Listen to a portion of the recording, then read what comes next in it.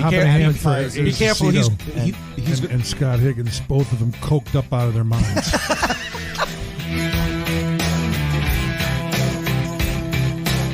Listen to you. He's down in the basement. Yeah. Oh, I love that. I think we should call this the Acement. The Acement, yes. Yeah, what do you think there, huh? I like that. The Acement Studios. Excuse me, I'm drinking beer. Don't smell this. We usually drink bourbon on our end. Yeah, when we right. do the podcast, so That's all right. feel free to enjoy yourself. Yeah, exactly. You shoot an 8-ball if you want. We don't care, as long as it's good stories.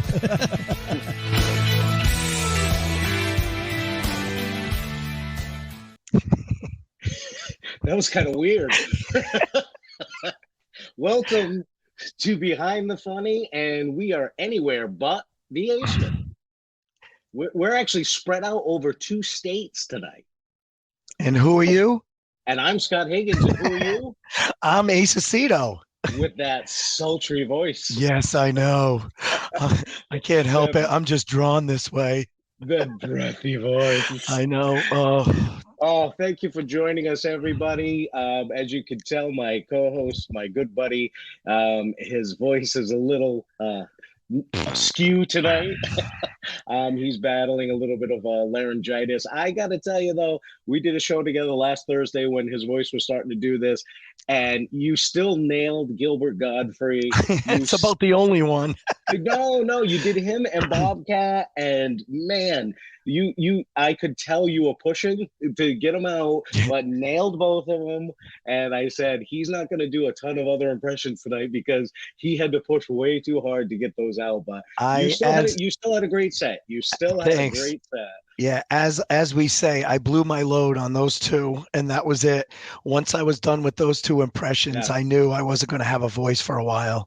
No, Scary thing is I've got a show this Friday and a show on Saturday, and I'm a little bit nervous, but luckily they're organizations that I've already worked with before, so I've already headlined for them, so I'm just hosting these shows, which is great. Yeah, so you don't have to really belt it out for an hour, No, I've got you for that for Friday. yes, I'll be the crooner for Friday night. But exactly. Thank you all for joining us this week. We're doing something a little different this week. We decided to bring up. We're actually going to re-release an episode, and we're going to get the nuts and bolts. I'm sorry, Ace, go ahead. I just wanted to explain why this happened, because if you listened last week, you heard us explain that we were going to have a guest tonight. Unfortunately, our guest had to attend a funeral today and just didn't know if they'd be in the right frame of mind and mindset. So we booked her for later on this month. So our condolences to Claudia Stavola. She lost someone close to her. Right. And so we said, you know what? We've been talking for how long about re-releasing this episode, because we talk about it all the time whenever we talk about funny bad gigs. We've been talking about this. Right. So we decided, we talk about this whenever we talk about funny bad gig stories, we always talk about this episode. And so we decided to re-release it, and I'll let Scott talk. Yeah, well, you might want to let me do a little more of the talking. We did an episode. It was actually in season 2. We had our friends Mike McCarthy and John Perotta come in. The 2 of them combined have over 60 years of comedy experience. They have booked and seen everything when it comes to comedy. And we wanted to do an episode called You Know It's a Bad Gig When. And these were the things we wanted to come up with, a top 10 list of the things that comedians, when we walk into a room, when we come up to a show, if any of these things exist, we know it's going to be a bad gig. Right. And the best part about the night was we got into some great stories. We had a lot of fun. McCarthy was McCarthy. Yeah. He was on his game with the stories that night. But we couldn't narrow it down to a top 10 list. We ended up with a top 12 list. Right. And all 12 were relevant. That's why we couldn't narrow it down to 10. And, we've referenced this list so many times when we asked for the funny bad gig story. And the funny bad gig story is what led us to that episode. And that episode is what has continued going ever since. So it just seems like we've gained so many listeners and so many viewers since then that we want you guys to really understand the references that we make. So it's time to re-release it, so you guys can kind of really know the story behind all of this stuff. And it was such a good episode. I mean, exactly. It was so much fun that night. And that's where the famous magical beer fridge came from. I know. We haven't, the thing that stinks too is because of COVID, we haven't had many guests in the studio, during we had PJ Thibodeau this year, and then we had a couple of episodes this month of Scottober, which we hope you guys enjoyed, where we had guests, but no one that really was into beer, so we didn't really get to open up the magical beer fridge. But I think I remember McCarthy was like, kid, you can have me on this show anytime you want, as long as you got that magical beer fridge in the garage. And I think we were still doing the show in the garage at that time, we were right? We were actually in your garage, and it was summertime, so it was nice out. And John Perotta said, "Brother, you had me when you said pizza." Yeah, that's right. Right. We had pizza and beer that night. You can invite me back anytime as long as you have this magical fridge out here. I know. But just a couple of housekeeping things. One, I do have a bourbon date tonight. Ace is away on business, but I still wanted to have a bourbon date. This is actually something a little unique. I wanted to give it a little plug. Justin Morales, who was a comedian, he's from Connecticut, from the Hartford area. He used to run the Connecticut Comedy Festival. I met him at City Steam. Great guy. Started this company, and it's called Up and Down Rock and Bourbon. And what this is it's not just a standard bourbon. This is a bourbon mix. And what he does is, I'm going to turn a little bit so I can read the label. It's made with straight bourbon blended with sourced honey, figs, various barks and roots, birch syrup, orange zest, bitters, and a pop of rock candy. So it's basically it's almost like an old fashioned already pre-mixed, exactly, right? What it is. It's an old fashioned bottle, so it's really good. If you like old fashions, this is delicious. And they just released a new pumpkin mash bourbon that they just came out with. The website is savorupanddown.com. Justin's a great guy. He is an award-winning bartender. He won awards nationally, and he was known for his old fashions in his restaurant. He had his own restaurant, and people would always order his old fashions because he would make the unique blend for them. And that's where he came up with this idea. And it's good stuff. If you go to the website, you can find what package stores carry out, what restaurants have it. And I wanted to give the guy a plug because he's a good friend, a great friend of comedy, a good guy, and a small startup company that seems to be doing well. So do me a favor and hold that bottle up again and turn it around so I could see how much is left. Well, and if there's going to be any left, for next week. They sell more than one bottle at a time. Okay. There's not a lot. Half a bottle. It's good. It's good. That's fine. That's hilarious. Because it's a cocktail. It's definitely a sipping, type of thing. You're not guzzling it, but it's very tasty. It's very tasty. He did a great job with it. So I wanted to give Justin a little plug. And then, of course, next week we're going to have fun with the podcast too. Yes, we are. That's right. We're next week. Back up to the Boston Comedy Festival. Yep, I can't wait. In fact, I think you said that you reached out to Jim McHugh earlier today, and he may pop on tonight. We're not sure. But listen, if you're watching, we do have some viewers. If you're watching right now, drop a comment. Let us know what's your favorite funny bad gig story, or what's your favorite situation that you've heard comics talk about that were just, the makings of a hell gig. Or if you're a comic watching, drop a note on, some of the horrible situations that you think you've been put in. Oh, that was you. I got excited. Hey, we got a comment. Scott Higgins says, "Hey, everyone." Just in case everyone's watching, I want to know we're watching. If any of our regular listeners or viewers are watching, feel free to drop a comment. Again, it was funny because we we set out to come out with a list of 10, and the more we got talking about it and the more we started rolling, we really couldn't narrow it down to just 10, and we ended up with 12. And it's interesting because as we talk about writing the book for Funny Bad Gigs, we're going to kind of split it out in chapters of these top 12. Yeah. But then we're even finding like we're going to have a miscellaneous chapter because there are some situations that just don't fit any of those categories that came up after, this episode. Yeah, exactly. We have the 12 distinct categories. Then we have kind of an others, for the stories that don't quite fit into those. They have their own unique category. And then we have, ones that you could put into multiple categories. Ones that have just multiple failures written all over them. And what's amazing and what I found, all these years is not the fact that we don't run onto these stories, because that's part of being in comedy is the bad gigs, is the unique stories we run into.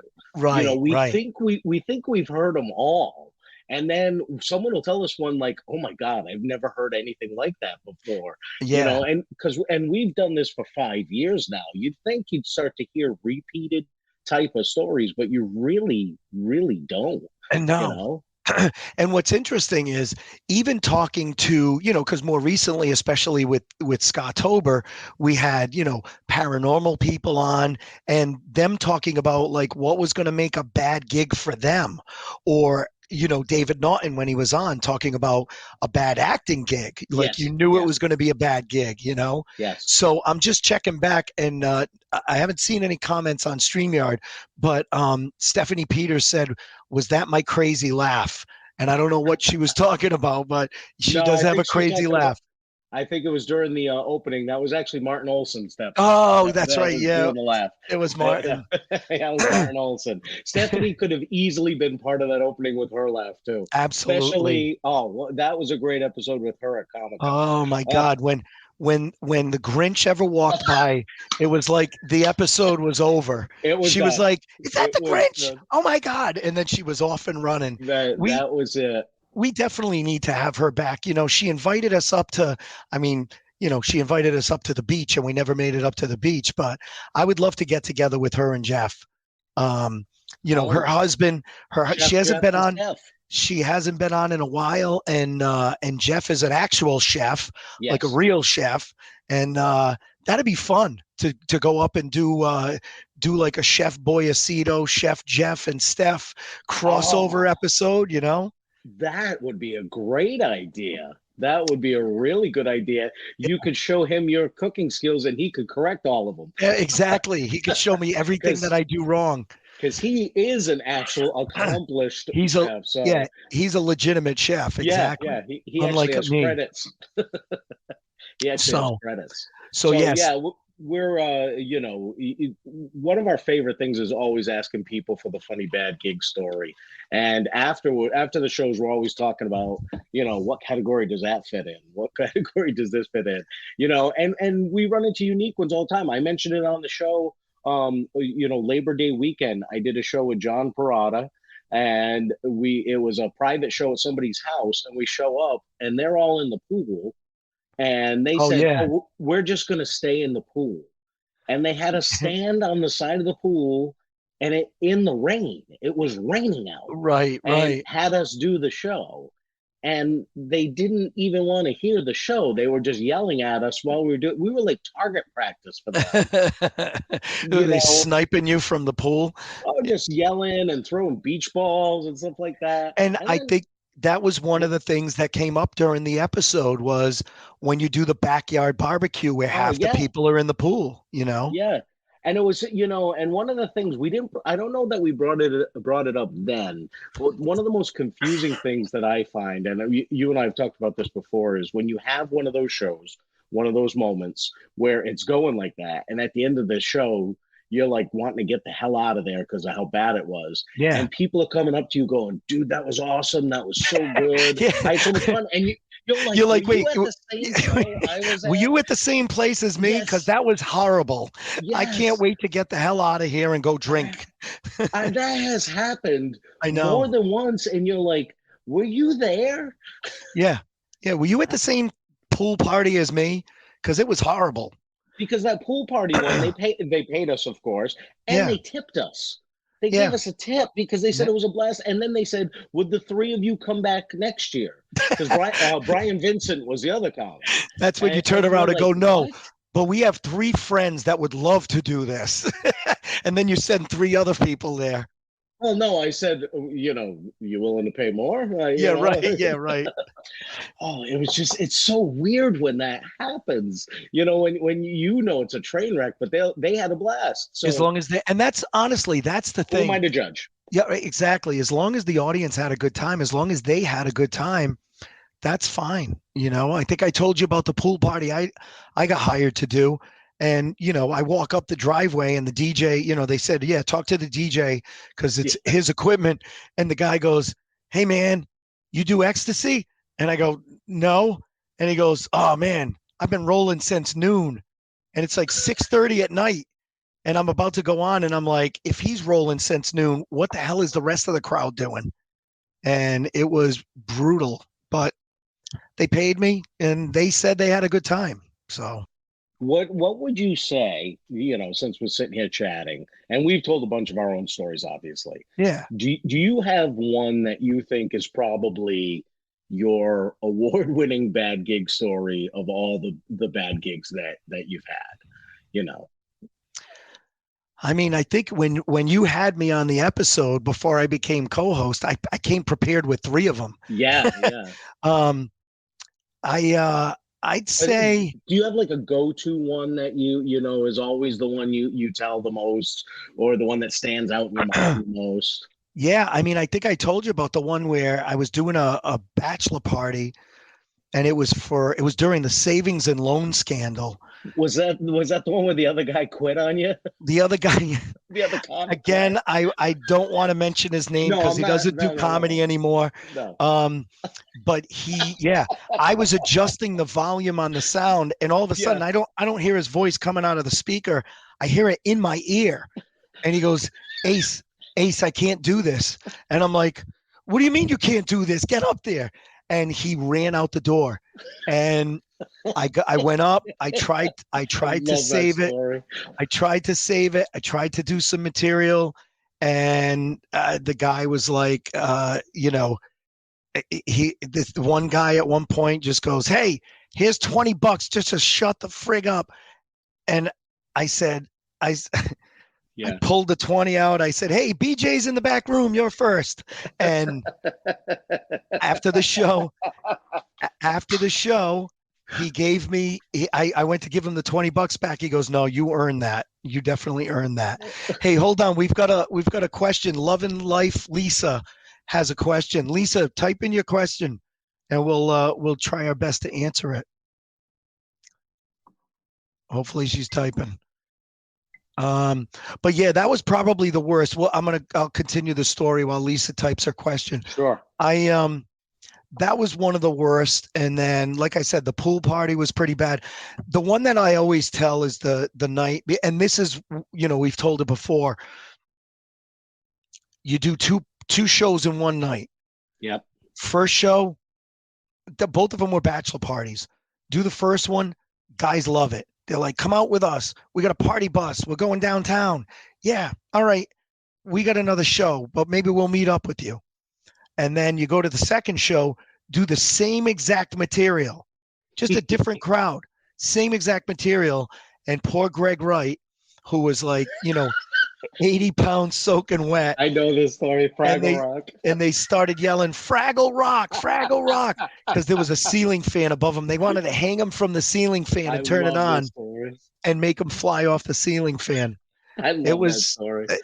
I mean, that's the thing. We all have these crazy, crazy situations that we're put in as comics. Eric Hoffer is watching all the way from. Hey, Eric, how are you, man? Eric, let us know if you're in Hawaii or LA. Eric is a comic, was the former owner of the Comedy Connection, one of the former owners. And Eric is the guy that booked me to open up for John Panette. So I have to thank Eric for that because he is the reason I got to work with that wonderful, wonderful man. Oh, he says he's in Maui. We hate you. Yeah, now we hate him. It's 39 degrees in West Springfield, Massachusetts right now, and I have laryngitis, and he's in Maui. He's also the one. I think we've played it before. But voicemail? My voicemail. I got a voicemail at 2 a.m. one time, and it was Eric and Doug Stanhope leaving me a message in the middle of the night. Doug Stanhope saying that he was an alcoholic and he loved me, and then he hung up. But and then they sent the video. Yeah, and then they sent a video just because I didn't pick up. We don't want to stay on too long tonight. We just figured we'd pop on in case anyone had questions. Introduce this episode. Again, this is an episode from season 2. It's going to be a bad gig when. Right. So this will come out next week on the all the podcast platforms, wherever you get podcasts, audio podcasts. We love this episode. We've referenced it a million times, and like I said, honestly, when we started going through, to start writing the book, which we are working on, it'll probably be out next year, 2022. But when we started working on it, we were like, hey, you know what? Maybe we should make this into chapters, and literally just 12 chapters, because every story somehow fits into one of those. Every funny bad gig story somehow fits into one of those categories. So right.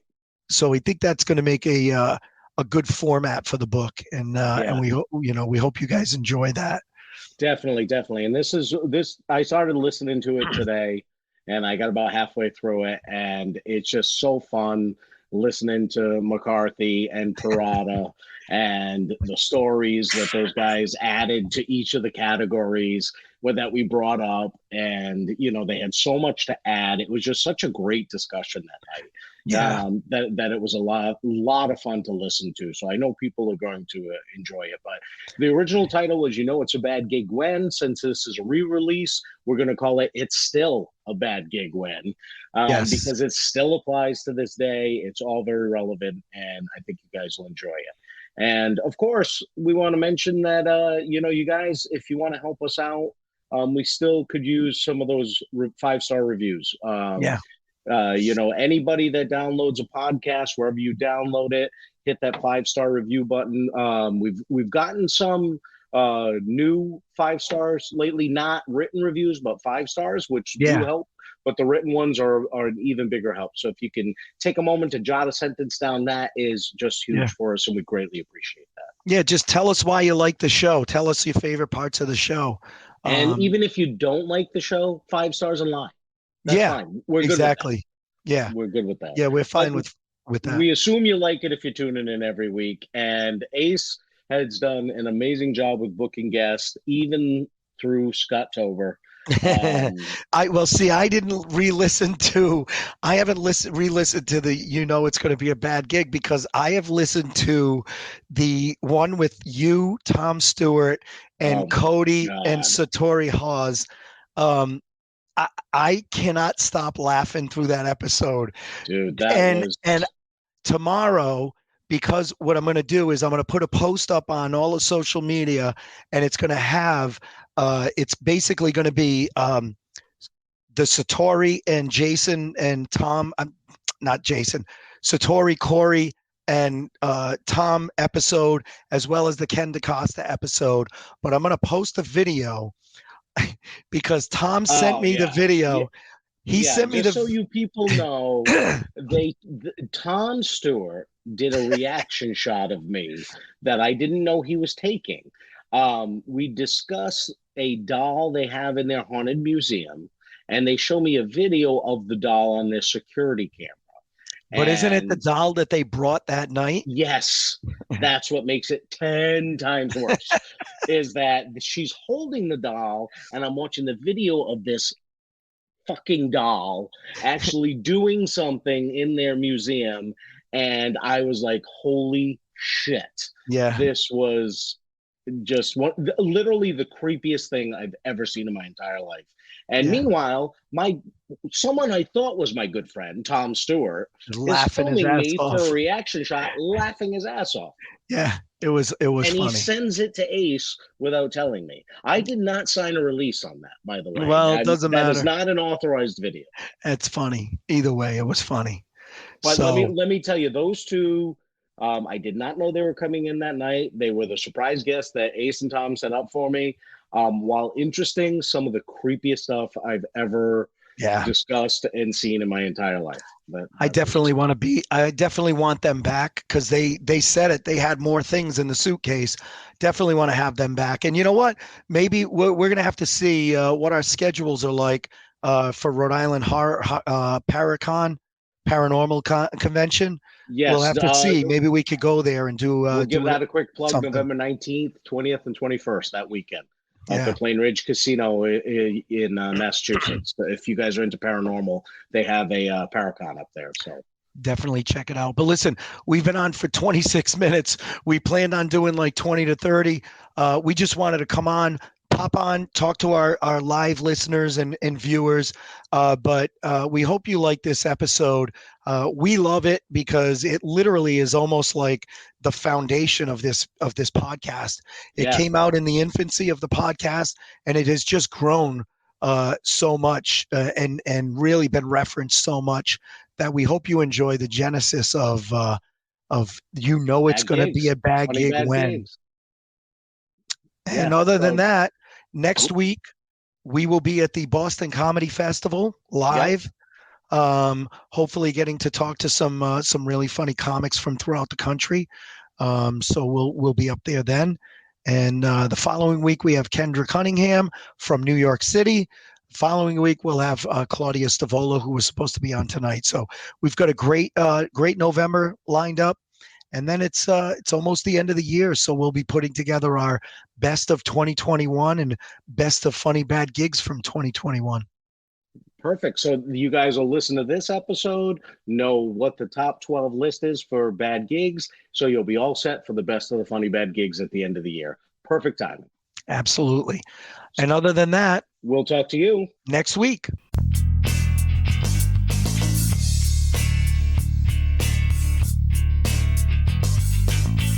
This week's one we've been really looking forward to. We're joined by two of our favorite guests from the past. We have Mr. Mike McCarthy here. 60 between you and I, brother. How long? 65 years. I got in about comedy? 27 years. Yeah. We're over 60 between the Mike two of us. McCarthy and John years. Perotta are with us this week. Woo. Yeah. Ace and I mentioned a couple weeks ago we wanted to put together an episode where we give you guys a list of things that make a bad gig. And not the bad gig funny stories we're talking about, just when we walk in the room, what we consider a bad gig. And we figured we'd bring two seasoned veterans. Seasoned. I appreciate you not saying jaded. Seasons. If you only heard the half-hour rant, Mike. I was going to say we just before had a we even podcast recorded. I know before the podcast. We've literally been here for close to an hour already. We could have recorded just listening to Mike. I know that would have been that would have been a whole different one. Well, you should do a summer comedy podcast. Oh yeah. About what it's like that- to be a comic in the summer. That'll be another one. If we had to get paid on what we did all summer, we'd be skinny pricks. I can tell you that. no doubt about that. So that's why. But Mike does have one story that he said was a great story, but I made him save it. So we're going to get to that. About a shitty eventually. gig. No, about a shitty gig. It's not how you know. Because I understand what you're talking about. You know it's going to be, like you said, when you walk in, it's the playoffs, and they go, we can't shut the TV off. Yeah, right. and that was going to be actually no hope. My first example, because it happened to me, I was mentioning it beforehand, was sports bars where the owner gets an idea, let's have a comedy night, which is not a bad idea. No, not That's at all. fine. But not during Major League Baseball playoffs, NFL playoffs, NBA playoffs. You know, during college basketball, any of the big things, you don't do that. And I had a show one time. It was 2003. Game 7, Yankees-Red Sox, the damn game where they left Pedro in too long and lost the game, didn't go to the World Series, and we get there, and we're like, we'll wait till the game ends. And the guy goes, no, they'll be fine. They'll listen to you. We'll just mute the TVs. We're like, nobody is going to look at us. And he's like, no, they will. They'll pay attention. Nobody turned around and looked at us. The three of us stood there talking to each other. There wasn't a single person in the room It's Yep. a That will helpless listen to feeling us. when you're in this business and you try and tell somebody how things are going to work out. Right. And they just are don't listen. defiant. They don't want to Yes. hear They're it. just defiant. They're like, no, we're. and you're I've like, owned my business for this you're long. Like, look, man, you don't this know is what I do entertainment. for Right. every weekend. Yep. I do this. Yep. And I've been doing it for 32 years. Yep. I'm telling you, this isn't going to work. And they're like, no, I think. And what can you say? It's their Yeah. place. So Yep. you got to go. All right, it's an exercise in futility. All right, see roll you, it. Let's see you go. back in 3 Let's go. weeks when I you're wanna get telling paid. me that it's Exactly. not working out, right? Right, and that's the problem, that why we don't want these things to happen, because somebody will be there and that'll be their sense of what comedy is. You know, somebody Exactly sitting right. there watching the Scott, show you're exactly has right. never been to another They've stand-up never show, been and to a they're comedy like, show. this is That's their stand-up. first experience, and they're going to go, I won't I go don't back. like Yeah, stand up. exactly. I don't like local stand up because of this, and they don't realize it Well, was you're the 100% environment. It was the environment that they were put in that happens. You couldn't I remember be more doing right. it. It's tragedy. Yeah. I remember doing it before it was Mardi Gras nightclub 15 iterations ago when it was Mustang Sally's. Double D booked a comedy show upstairs in the Monkey Room, the Monkey Bar, and it was Super Bowl weekend. Oh, Sunday night they did a show on the Super Bowl. What do you Okay. say? What do you What do? do you say? And I mean, granted, it wasn't the Patriot. You know, the Pats weren't Doesn't doing matter. well at the time. It doesn't matter. But it might have been the Giants. You know, I mean, the Giants have been But there. It doesn't matter. It could It be doesn't anybody. matter. It's Super Bowl Right. Sunday. yeah, you're a football fan, Ace. Right. You've probably even watched when they- every Super Bowl, Yeah. even if you don't have someone to pull for. You just watch it to because it's a Super Bowl. As I Right. said, it's very frustrating to try and talk to people when you know the facts. When you say, listen, Yep. this is the way that it works. I'm not the brightest bulb in the Christmas tree, but I only know this thing that I've been doing Right, forever. right. And they go, no, I'm telling you it can, and then it doesn't turn out right. And the people that are sitting there trying to watch the game are getting irritated because you're 'Cause interrupting them. I'm telling Yeah. you. Because this guy didn't say we were going to have comedy that night. He That's, just- that's you another know. sign. That's another sign when it's not going to be a good gig. Oh, we didn't tell the regulars. Yeah. or and then ready? They let the regulars stay. Yes. And the other people have to pay. have to Yes. pay. And then Yes. the people that paid realize the other people didn't pay. Yeah. And they're like, wait a second. But I the- just spent $15. Yep. Yep. And Joe Shit's the ragman sitting at the bar. Is doesn't have to pay listening for anything free. because he's a regular. Yeah, because he's Norm. You know what I Yep. mean? Like he gets, it's crazy. But see, that's the problem is the owner doesn't even realize that when you're trying to tell him that. It's like so you're worried about pissing off your regulars. I'm worried about pissing off the people that came in for the show. So how by about the we way, compromise? Those are my people. Right, exactly. Those are the people that paid Right. to see me tell jokes. Right.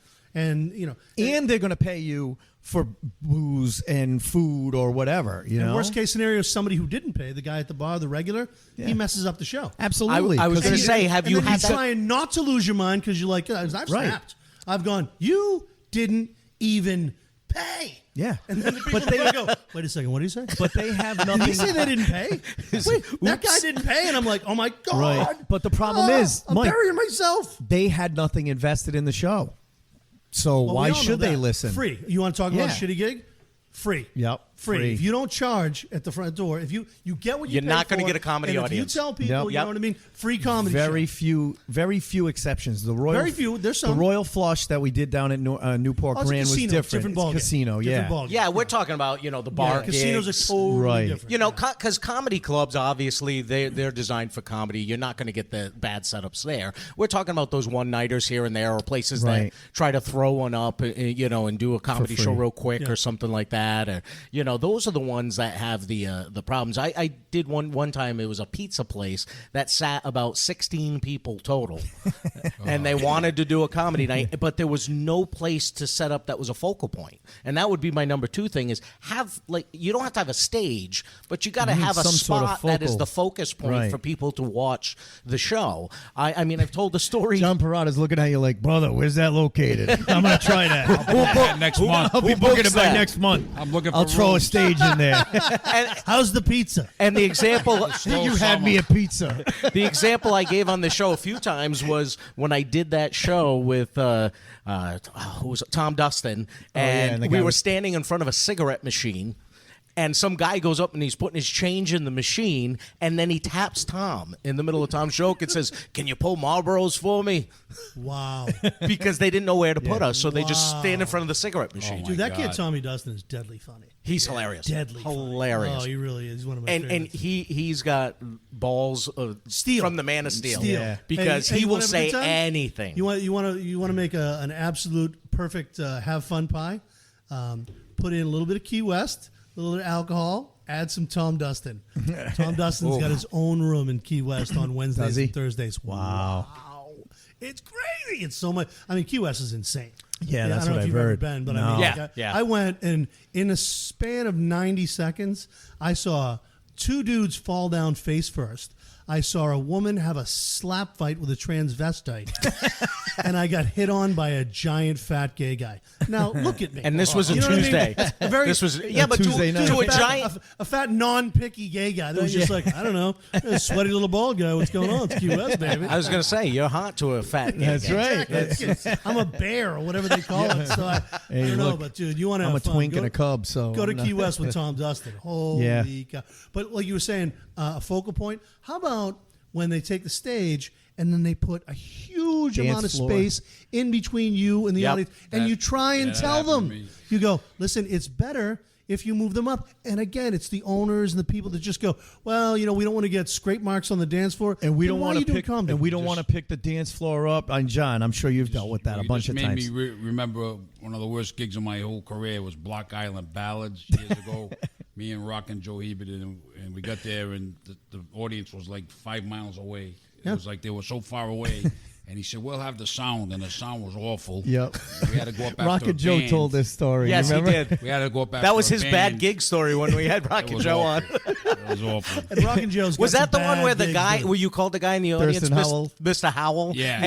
And he challenged you, and you were got- like fresh out of the service. Yeah, so it was- he- It they- wasn't good. He wanted to kick Joe's Joe- like, he wanted to kick there's John back. in the best fighting shape of his life, and this guy's like going to take him outside. And 60 John years just old. calm as can be goes, go ahead, buddy.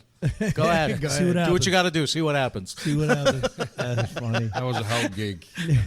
And, that, Well, the sound and system, that's the thing. Sound system has to be good. Yeah. It makes Yeah. a huge amount of difference. Or I just mean, have a sound system. Yeah, well, or how You many know- times you know- have you shown up to a gig where it's at like a Knights of Columbus or VFW, and they're like, and this is back in the day. I think a lot of them have upgraded their sound systems. Or the built-in to But the it used to ceiling be ones? the built-in realistic Radio Shack speakers, and they're like, oh, you don't need a sound the system. ceiling tiles. They have one there. I like to use my own because one time I went into a bachelor party and Buddy Cianci was on stage and he was killing. He was Oh, Jesus. telling jokes and goofing around and they were loving him. Yep. I had to follow Buddy Cianci You had to follow when Buddy? he crushed. Wow. in his prime. So that I go up and I got rolling. I'm doing well. Yeah. And the sound cuts out. It was I said I'll use their sound. It cuts Yep. out on me. Now I'm there. I had to stop my show. They had to figure out what was going Oh, on, man. and I had to stop back up like 10 minutes later. And by it's, then- and it's so easy to all get the the momentum momentum. back. Oh, my All the God. It's momentum so is easy. gone. You guys yeah. know- all the momentum. Yeah. Do you know Smoking Joe Holden? Oh, yeah. Yep. I did a gig with him up in New Hampshire. And the sound system was attached to the microphone, and the cord was only this big. Yeah, And 3 Joe's feet. He's a beast. He's an Yeah. animal, but he's a really nice guy. So he's trying to be accommodating. He's actually holding the speaker in his speaker. hand, and he has the microphone in his other hand. He's holding like it's the most one ridiculous thing I've ever seen. it's one 'Cause step he's a boss. up. He's a Yeah, big dude. he's a big guy. Yeah, he's got this little teeny speaker in his left hand, and he's holding it out in front of him towards the audience. It's like I one- walked up on stage. I go, dude, put that down. Come on, like really, this is just It's like this one is silliness. one step up from one of those speakers that you clip well, on your you- belt. Yeah, like the Barbie whatever and stuff Yeah, like that. right. You're like, dude, and you know, and they sprung it on us. Nowadays, I realize you got to go in. You got to go like this. What's the sound system like? Yeah. But we were just talking. I had never met them. They're like, oh, you guys ready to go? We're like, yeah. Oh, all right. You know, the sound system's right there. Here's the speaker. Here's the thing. And like it's I a said, little tiny guitar practice he's amp. holding it Yeah. out in front of him, projecting it like this. It was crazy. I bring my sound system to any private gig that Of I'm course you doing, do. That's smart. even if I don't book it, just in case. Yeah. And that happened one time. I showed up. It was an Elks Hall, and they still had the old in the ceiling speakers Yep. and the XLR connection on the wall, like a wall socket, and they had like a 4-foot cable. That's a Yeah, disaster. because I'm it like, normally goes to a I'm like- podium that's I'm 2 like, feet no, away. we're not doing this. can't do and I that. brought my sound system in and set it up with 50 feet of cable at the time. I got a wireless now, but you know how many times have you been there like that? And they have this little tiny cable, Yup. no stool, no microphone It seems so. stand. We don't need a lot. Nothing. We don't No. need a lot. We No. need a stool. Yep. We need a microphone. Yeah. and a stand is useful. A spotlight would be nice. I mean, I've been in situations again where I can live without the spotlight if I have to, but no question. But I mean, if you're in a big room and they don't have a good spotlight and they can't see your facial expression, it makes it hard. Yeah. It really does. I mean, you can get by without it. Yeah. But if they don't have it and they can't see, like the lighting's messed up, or they go, and I tell them, I go, look, if they can't see my face, turn all the lights on. Yep.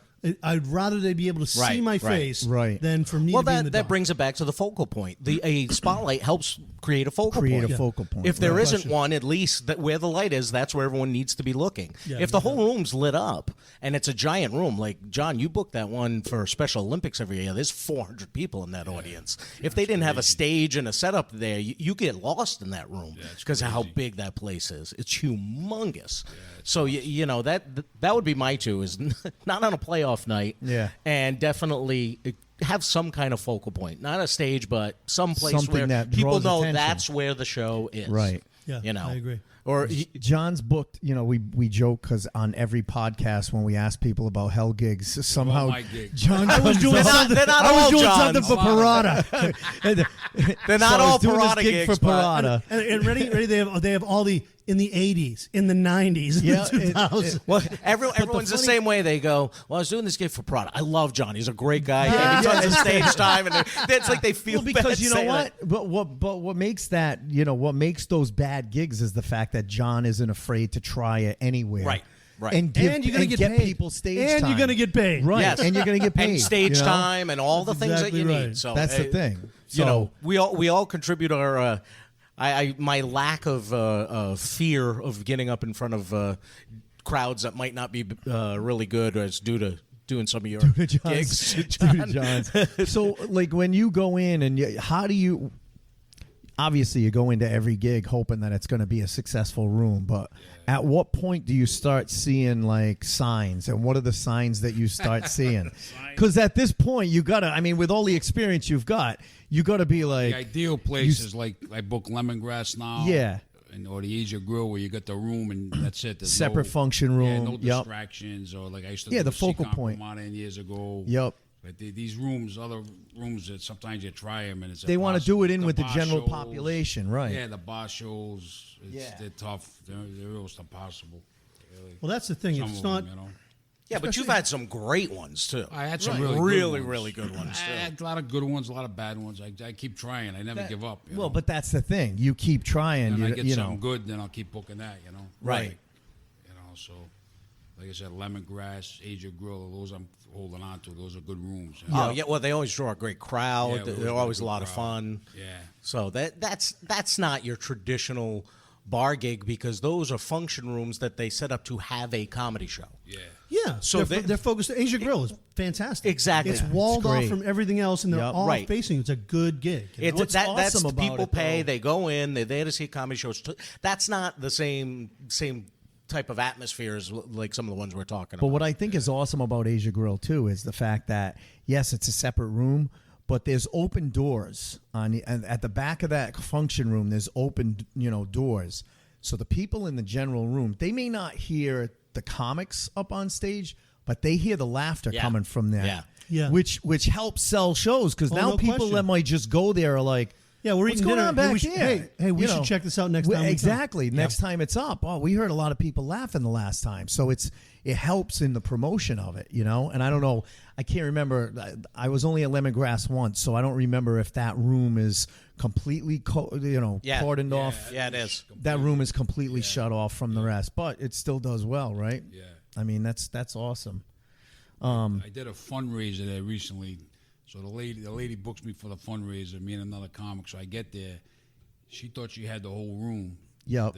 They put a petition in the middle. She had half the room Are and you the other kidding? half of the room, and the owner didn't know we were doing comedy. Oh, you're kidding. I They just didn't thought it know, was so just we two started doing functions. the comedy. Yep. And then he came over, and we got to turn it down, and the other people on the other side of the Are getting petition mad? were complaining. Wow. That was a hell gig, because now he's telling me, I'm on stage. He's telling me, you gotta just, talk lower. You know what I mean? So we had to turn the sound down, and the people on the other side were complaining. It was like, it wasn't like our regular. It wasn't like our I regular think the show, you know booking what I mean? agent plays a huge part. You know what I mean? In like if you are a pro, like you're a pro, and you book you're going to give this person, you're going to tell them what you need. And some people are so greedy that they're willing to acquiesce on some of those. You know what I mean? You go, look, Right. I need the TVs to be shut off. I need a focal point. I need you to charge a cover. And these people are like, well, we got to leave the TVs on, and you're going to do it over here in the corner. See, that's and we're when gonna I leave. walk And the away. guys, you walk when I away, walk but away. there's the people that go like this. Okay. Yeah, right. And then they'll tell you, But you know they what don't it say a is? word till you get there, and you go, hey, man, they're leaving the TVs on. Oh, yeah, man, that's But you know what it is, though, Mike? To your point, it's not always a booking agent that is booking you. 9 times out of 10 with these kind of gigs, it's a private gig. It's a private show. So it's someone that has no idea about No, I comedy, understand. and they don't understand there needs to be a focal point. There needs to be a sound system. There needs to be certain things. And that's where those are probably the worst gigs that we end up walking into. So that's why it's funny. We wanted to do this show or this episode because it's kind of entertaining for comics to hear all these shitty, horrible things because, we all live vicariously through others. And when other people are dealing with horrible situations, it's funny to us. So there's comics that are going to be listening to this out there and they're going to be laughing their asses off. But it's also almost like a class for any of the non-comics who listen to the podcast. If you're ever booking a comedian, here are some things to stay away from. Yeah. Like this is almost like a master class in how to book a party. And if you're or a comic, it's something. your responsibility. Like I don't book anything. I really don't. When people reach out and they go, hey, we want to do something for my kid's school. Yeah. And I'm very hesitant. I hate God bless you. booked John. me a while God, back. yeah. Booked me a Exactly. Well, that's what it was, dude. You know what? It was something for my son's school. You literally have to hunt me down and go, I want you because your son goes to school. Right. Because I really don't want any of that. God bless you. I want nothing to do with it. I want nothing to do with it. Because then all of a sudden, then I'm the one that's responsible. But those people, that gig, I went, look, you need to have a sound. Tell me if I need to provide a sound system, and you need to make sure these people pay. We need to start on time. Whatever. Right. I mean, I've Here been are the doing parameters. Yeah, Right. I'm 50 now, so I mean, it's on the comic. I mean, if it's a private gig, you as a comic have to go, look, I need a sound system. Right. I need Exactly. I have to have these things. But you learn that through experience. Oh yeah. Right. Well, Because it's we've all shown up at gigs and they go like a sound system. Oh, you guys need a sound system? I Yeah. showed up at a gig one time. It was someone booked me for it. He goes, it's a Christmas party, and he gives me the address. I go, this is a residential address. He goes, no, these people are wealthy. They have a room. It's called the Grand Room. They have like 100 people there. I was in their living room. Yeah. When I got there. And when I'm setting up the sound system, the husband, the owner of the house comes over to me and he goes, hey, my wife usually arranges this stuff, but there's just a few things that I want to tell you that you can't talk about tonight. Oh, yeah. No. See, I looked right at him and I went, too late. Too late. And he goes, what do you mean? I go, I can't change my act right now. You should in have 5 told minutes. me. That has to be set up front or not. And well, he runs down a list real quick, and I mean, I didn't talk about really any of it, but I joked around and said to him, dude, when he said the stuff, he said you can't talk about do racial humor, don't do about weight because we have an aunt that's overweight and she's very sensitive. I go, that's my whole act. I don't have anything else. That's my act. He looked Right, this guy exactly. Have you looked at me? panicked. But I'm like, no, you have to. So I've learned now when someone calls me, I did a 50th birthday party last year, and I said, listen, is there anything you're concerned with anybody saying? And they said no, and I said, okay, remember you said that. You said. Now You said that. Here's the thing, bro. You're talking about. I had almost the same kind of gig, and it was 2 years ago in the summer. Okay. Now we all know summer. Yeah. You need work. You need work. So Yeah. you take. And, That's when you're more apt to take some of these gigs that you normally wouldn't. It was someone. I don't know if you guys are on. It's an email thing. It's Comedians USA, and once every 3 years they'll have something in Massachusetts or in New England, and I'll go, yeah, whatever. It's usually Missouri, whatever. It's cruddy money. This guy, and it comes across my email, and it says somewhere in New Hampshire, and it's good money. Yep. It's $300 on a Friday night, and so I said, yeah, I can do that. I sent him the thing back, and I don't hear anything back from him, and then that day he calls and says, listen, they want to do this show, and I go, really? He goes, yeah, go. I go, I'm on a beach right now. All right. And he gives me the guy's number. I call up and I go, what's going on? He goes, well, it's a private party. It's my son's 18th birthday. And I said, listen, are there going to be children there? Oh, that was going to be another one. He goes, no. And I said, clear as day, I go, there will be no children at the show. He goes, there will not be children at the show. There was. Okay? I know there was. So I call the guy back. I'm getting mad. I call the guy back. I go, listen, I don't think I'm leaving the beach. I'm with my wife drinking beer on West Island in Fairhaven. Beautiful day. I'm about to crack beer number 3, which means I'm not leaving. Right. Beer number 3 is the barometer. Staying home. Okay? Yep. I go, I don't believe this guy. He said it's an 18th birthday, and he says not going to be kids. And you know what he says to me? This is one of the greatest things I've ever heard from booking agent. He goes, Mike McCarthy, you need this money, and I need this money. It's summertime. You get your happy ass in that car, and you drive up to New Hampshire, and you make us some money. I went, wow. Okay. What do you say to that? Dude, it was like a woman talking. It was like my wife talking to me. Exactly. I go, okay. But the funny thing all is- right. You know what, dude? I was going to say no, but you're right. I do need this money, and you need that money. And how bad could it be? I drive up there. But Mike, the funny thing is, he said that to you. Why is he calling you the day of the gig to give it to you? Right. If it was that important. Sketchy. Yeah. Sketchy. Well, I will say this for this guy. He's given me gigs and then go, I don't know, and then called me the day before going, they don't want to do it. Like I said, it's I get one gig from him every 2 or 3 years. Okay. It's just it's some email that I'm on. Right. So I drive up there, and I'm driving up going, I get there, and they're rich. They're rich beyond comprehension. It's it's at their house. And we go in, and I drive in. I pull up, and they go, oh, hey, you're the comedian, huh? I go, yeah. They go, listen, the kids are in the pool. I go, what? Come again? The guy goes, the kids are in the pool. We're going to get them to come back in. I go, said there wouldn't be any kids. It'll be, a couple 18-year-olds, but everybody else. He goes, no, we have all kinds of different ages and whatever and stuff. It's a family birthday party and stuff. Okay, so ready? Ready to the topper? There's like, the 18-year-old kid, it's his birthday. He's got like a 14-year-old sister. He's got a couple of friends. Then there's like a 10-year-old. And then, I shit you not,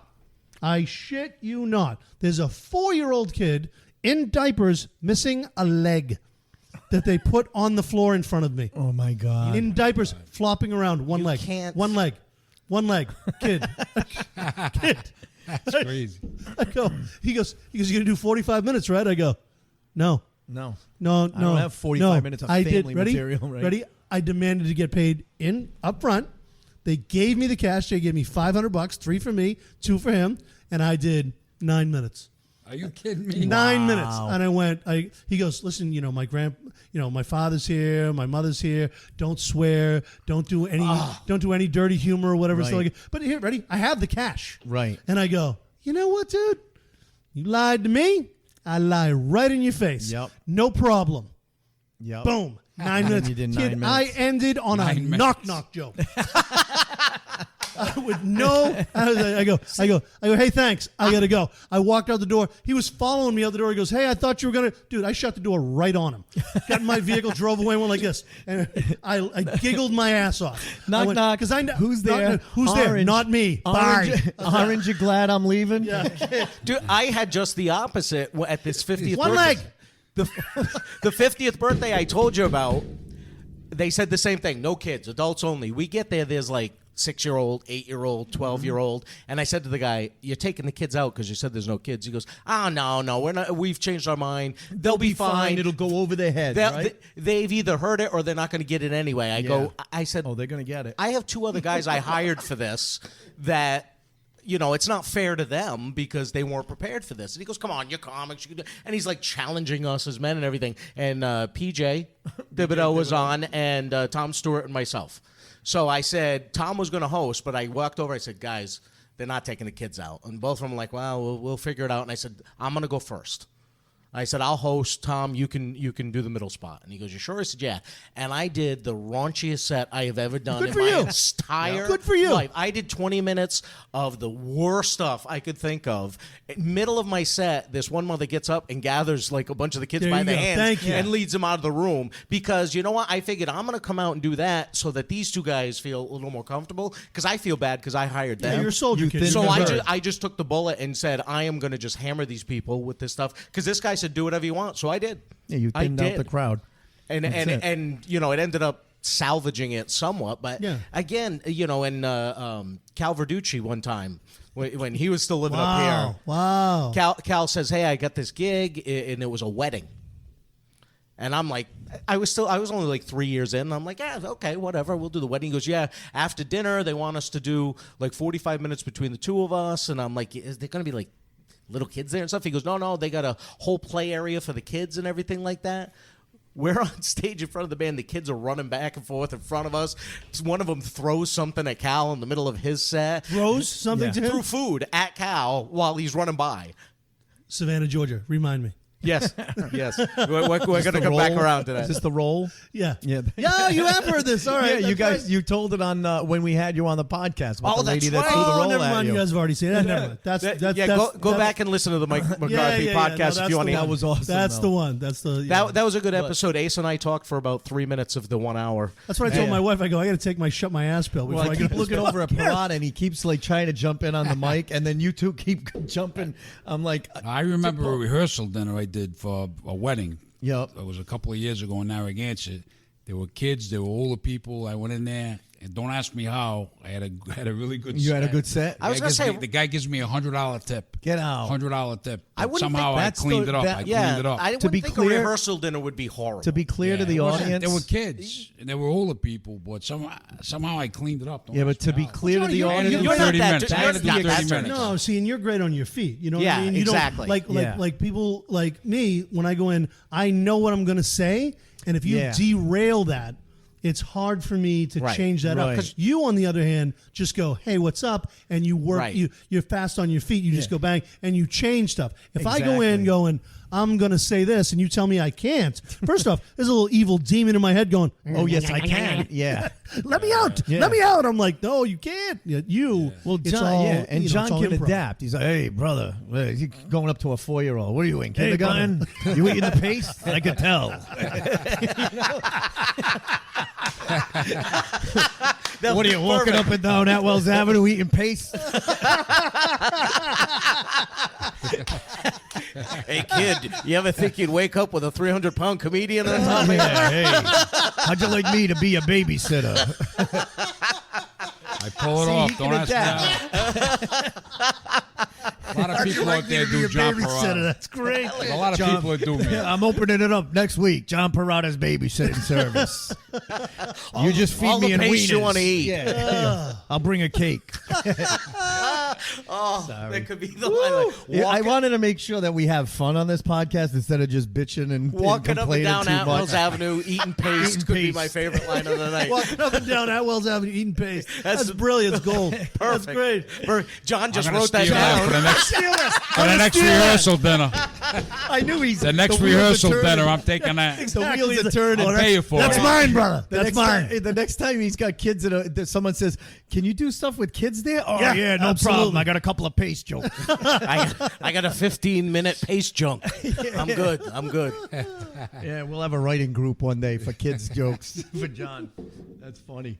You know, and it's funny too because you mentioned wedding, and I know I've brought it up on a past episode too about I got the double whammy where it was not only a wedding but it was a surprise. Because that's another thing that makes it a shitty gig. Oh, yeah. Is Oh, when no it's a question. surprise. In any situation, when the audience doesn't know there's going to be comedy. In any situation where they sucks. don't know there's going to be comedy. Exactly. Yeah, my But first this wife was- didn't know. But this I was tried to tell her. You didn't know I had a drinking problem? And I gamble occasionally? Surprise. and I do comedy. And I date on the side? I thought I told you Come on, I this thought stuff. I told you on our first date. So sue me. What can I say?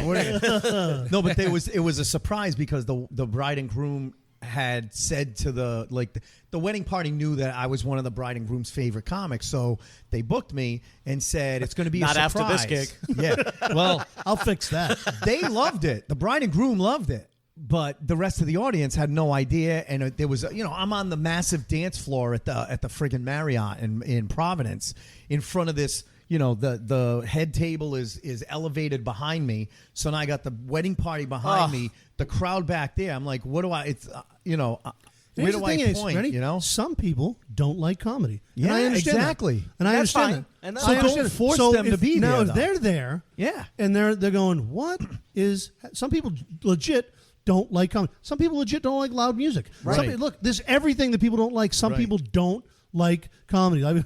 I've met 2 or 3 people in my life that go, yeah, I didn't want to come here. I don't like comedy. I don't like live comedy. It's just not my thing. I'm like, yeah. Why'd you come? They're like, well, because they made me. Yep. Now picture, they didn't know they were getting into that. Yeah. They thought they were going to a wedding reception. Exactly. They're like, are you kidding me? Right. That'd be like, dude, if all of a sudden you brought me to like a wedding reception, somebody started rapping, I'd be like, right. Oh, what? dude, that's my least favorite thing. Right. Like, I hate this, and now I have to endure it and try and, for a half an hour, because that's what they booked me for.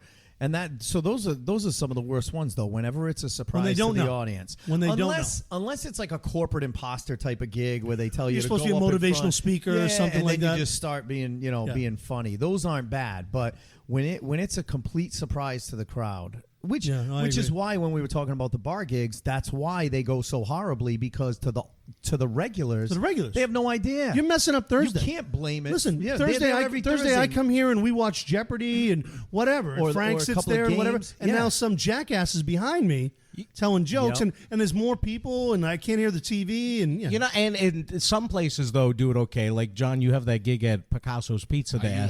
Used to have the gig at Picasso's. That didn't quite work out. Yeah, that was a fun room though. That was it was a Wednesday night. He was paying good money for the headliner. I figured I'll try. And John, that's the one, the rain or the snow.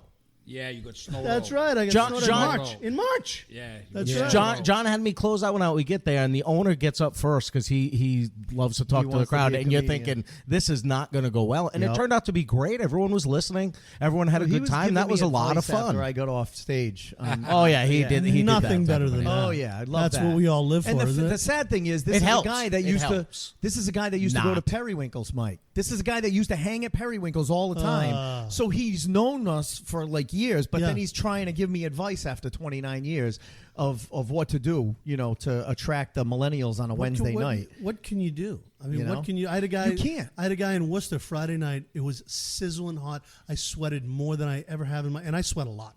Okay, I went through 2 towels, and this kid was that upstairs in the attic. Oh yeah. Oh, dude, it's hot. Yeah. And this year they moved the AC. The AC used to be closer to the stage. Yeah, right on side of it. But it blew right on someone's face. Right. And so now they moved it to the back of the room. I mean, it is. You can't feel anything. Sizzling hot. I get off stage. I'm uncomfortably awkward sweating. And this guy corners me. All I want to do is get into the bathroom, put my shorts and T-shirt on. Yeah. That's all I want. I want to like put some cold water. And this dude has got me solid for 25 minutes talking about what he thinks about comedy, what he thinks I should do. And I'm just there. I mean, it's one thing to be a jerk, but it's another thing to be a jerk to somebody that's, sweating. Yeah. Like I look like I'm in a shower. And this guy will not let me go. Yeah. But finally, you know what I did? I swear I thought of my dog. I did the dog trick. Shake it? I shook it. I shook and sweated him and he backed up. I go, oh, listen, I got to go to the bathroom, whatever. And he's like, yeah, you do. I'm like, well, I've been trying for 20 minutes, buddy. Right. I had to inflict myself upon you to free myself from you. Drastic measures. So what else? I got a list. What do you got? You got the surprise. Actually, one of the things we didn't talk about was, we kind of alluded to it, but I've seen this not work more times than work. I know sometimes it does work, but the backyard party, the backyard barbecue. I've had a few go good. Yeah, I've had a few go good, but more times than not, they end up sucking for the reason that we were talking about, because they tell you kids aren't going to be there, and then you get there, and there's kids there, and then you're censoring yourself, or at least that's what I did. Yeah. Well, when you say a barbecue, in the middle of it, this guy literally was so drunk. It was the typical guy with his head down on a table, lifts his head up, can't even open his eyes, and goes, "This guy sucks," and then puts his head back down on the table. And I'm like, yeah, I know I suck. You know why? Because I'm not doing my fucking material that I normally do, because there's kids here, and I don't want to do that. You know? Well, it's those. Lifts his head up. This guy just sucks. To say that. Puts his head back down. Well, yeah, and you're right. I'm glad you said backyard barbecue, because it's got to be at someone's house to make it bad, because there's a gun club near where I live that they do an annual barbecue and comedy show, and it's outside, and it's great. Yeah, it's different. It's great because it's an event that's meant, everyone knows this in Right. comedy and everything. At a backyard barbecue where, Uncle Mike gets drunk every party, not you, Mike, but my Uncle Mike. But you know how many times I've been hired to do like house parties where you're in the living room with a Mr. Microphone, or you're in the basement in the man cave. I hate those. Yeah, I knock on wood. I've had Some go good. Ask Brad Pierce. He still talks about it to this day. It's one of his favorite gigs. Is this one? They have a Christmas party every year. It's called Christmas Party Plus One. They invite friends, and they tell each friend to bring one person. They don't need to know that person. They just bring them.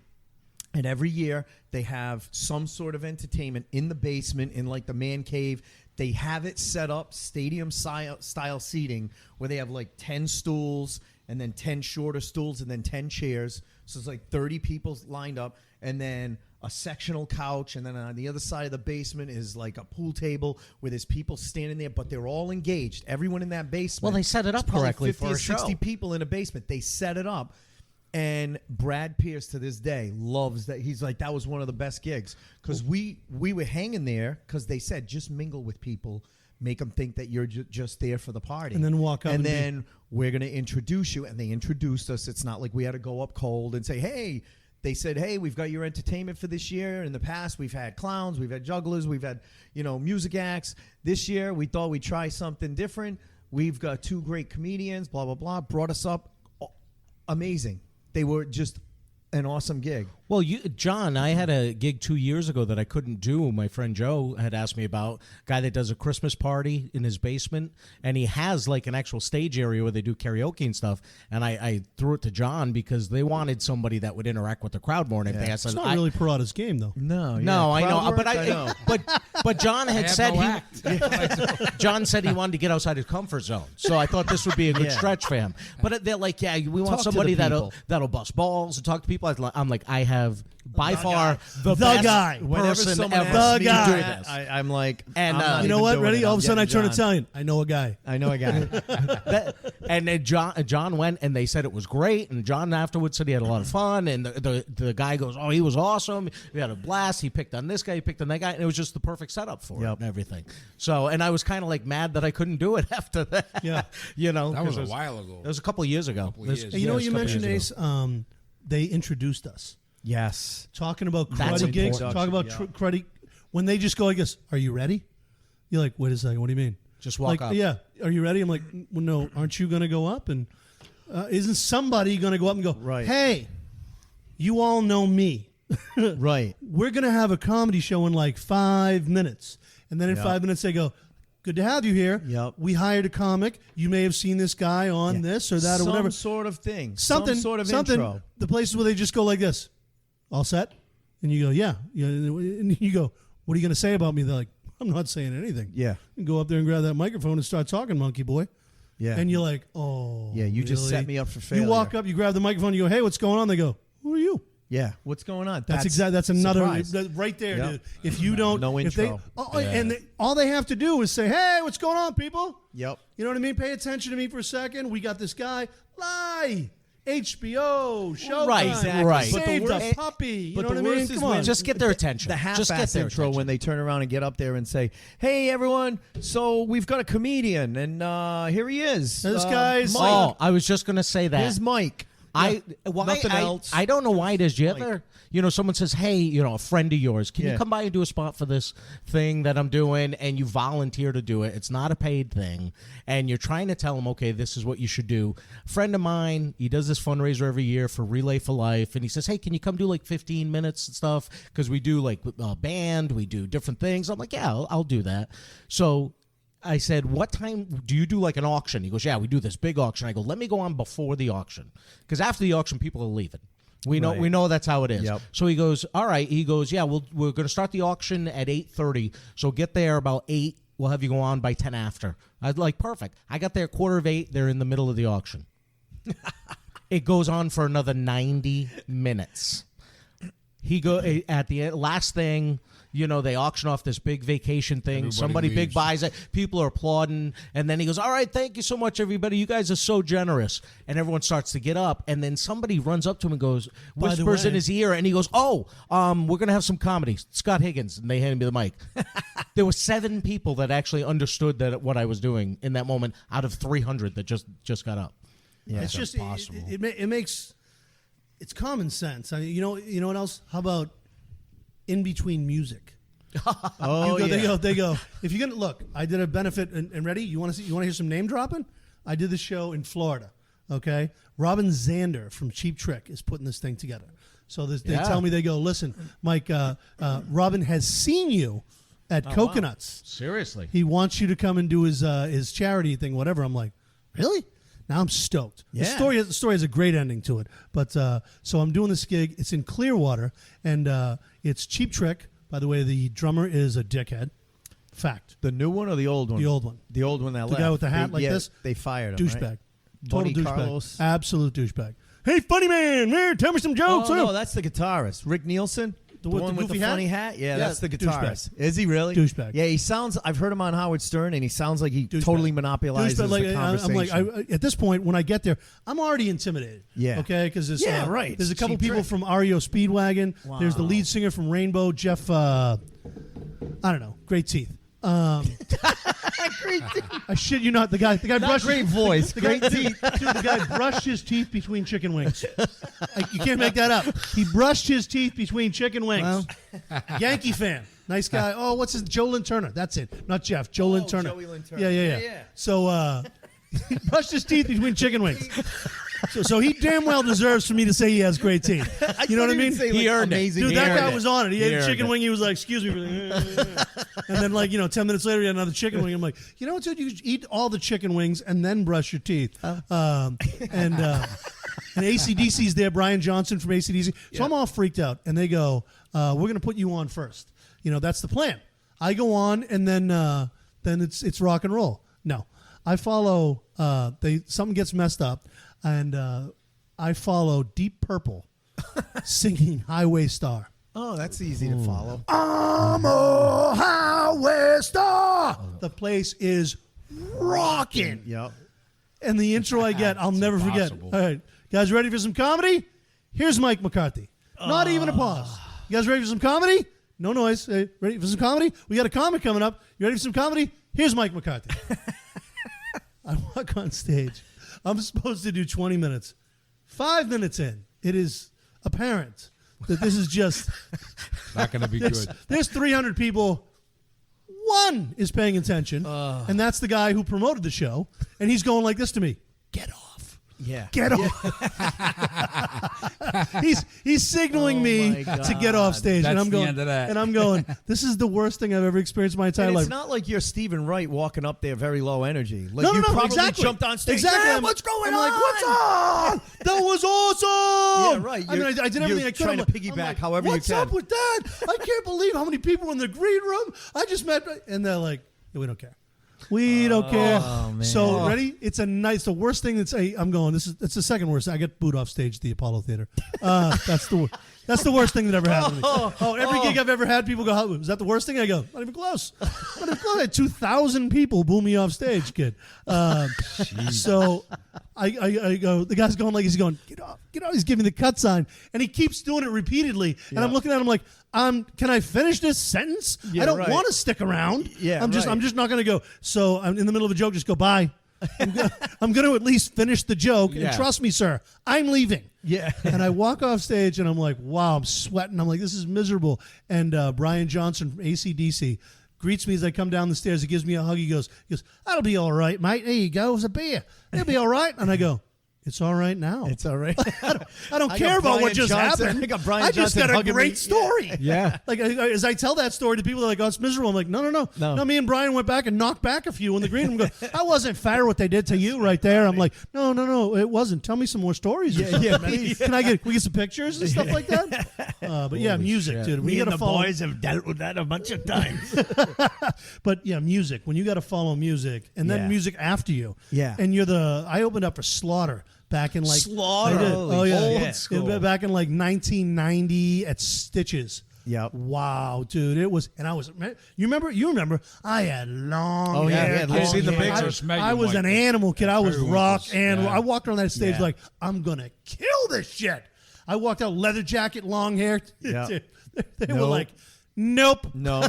no." Well, we no, had- I'm like, "What? I love this band. This is gonna be awesome. But first, I gotta tell you." And they're like, "No, We had Frank O'Donnell and Charlie Hall on a couple of weeks ago, and Frank said that one of the worst gigs he ever had was opening up for Michael Bolton when he was a metal singer. Before he was doing the ballads and stuff, he was a rock singer. And I guess a bunch of people won a contest at Periwinkle's to open up for different musical acts at the Civic Center.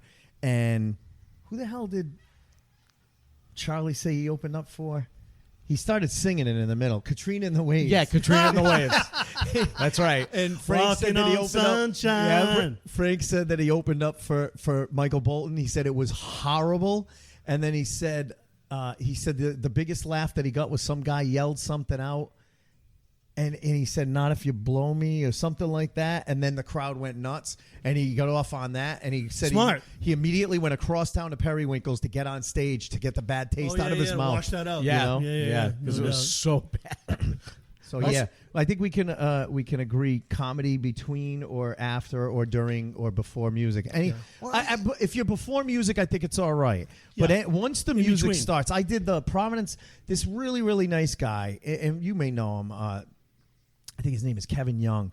He does something for the polycystic kidney disease, and he does it at the Providence Firefighters Hall every year. It's a big music festival, and they set up this big stage, and they have all these bands come in, and he wanted to have comics. And he's like, I think it'd be good, like we need something going on while the bands are switching their equipment. You could come on and do like 10, 15 minutes. It was the worst 10 or 15 minutes of my life because you got people behind you who... setting stuff up. They're setting stuff up, and you're in their way. They're trying to mark where the lead singer's going to be, and you're standing on the X. Yep. But it's like, all right, but this is the center of the stage, so I kind of fucking need to be here. I can I use the X until he can use it after me, and then people aren't paying attention. There's kids around. It's impossible. It's just horrible. Yeah. It's just I think I told the story before. Remember the Providence Waterfront Festival? Charlie used to book that. It was down at Fox Point. They used to have all different food and all these tents and with food and music acts and stuff, and they would have a tent for comedy. I got heckled by middle school kids. Oh my God. 5, 6 middle school kids in the front row telling me I sucked. I was 2 years into comedy. I'm like, this is fucking horrible. You know what I started doing? I'm like, you guys like cartoons? I fucked your mother. No. I'm like, you guys like cartoons? They're like, yeah. I go, what cartoons do you want to hear?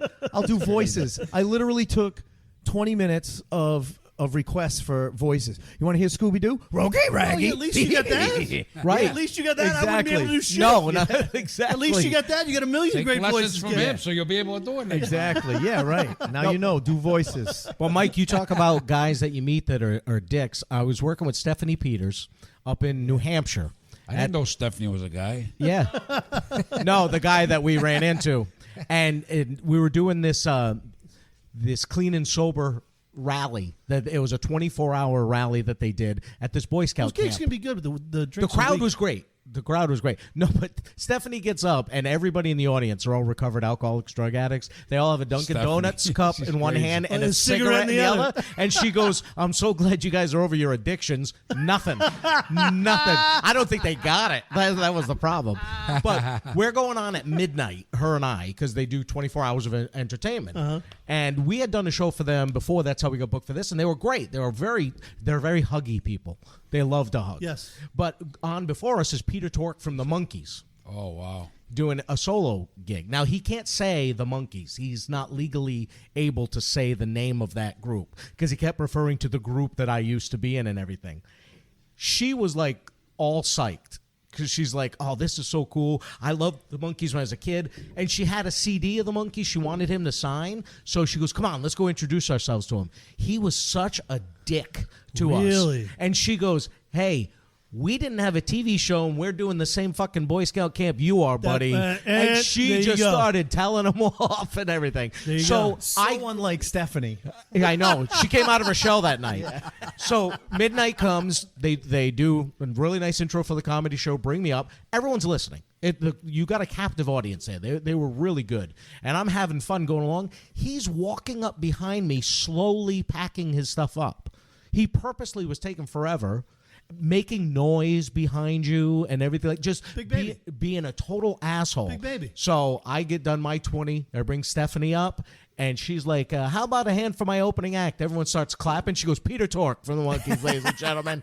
What a great opening act he was and everything. And then she just shit on him for 10 minutes. That girl. She don't put up with any Oh, bullshit. yeah. She don't put up with any bullshit, man. No, I like that. she just We're put getting him her. down in front of everybody. We're It getting was her. great. We've asked her to be on the podcast, but Just a she's matter like, of scheduling. Yeah, well, she's got a beach house up in Gloucester. Yeah, and she's like, I don't leave the fucking beach all summer. You want to come up here? I'm like, we'll take a road trip up. Yeah, So she don't put up if with not, it. I we'll like get her that in the girl, fall. No, but I love it had so much fun that night.